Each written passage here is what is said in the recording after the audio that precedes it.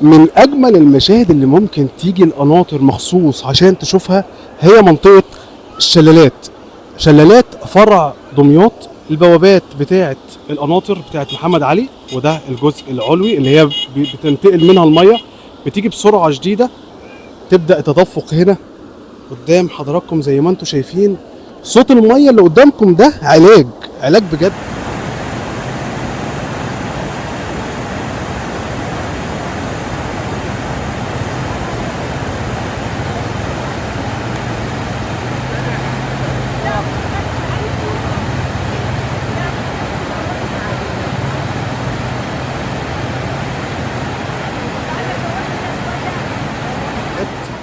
حاجة ممتعة بشكل لا يصدق، تحديدا وقت غروب الشمس.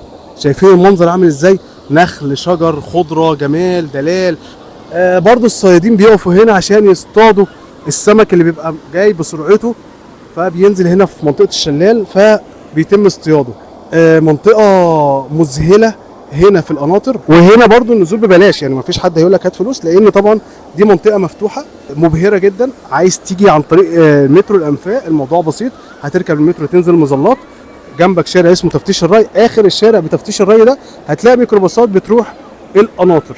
الميكروباصات دي هتنزلك ميدان قناطر، خد توك توك بس اتفق معاه على كل حاجه، لان في بعض الحركات الفرديه كده من بعض الناس في التكاتك، يعني بيعملوا حركات مش كويسه.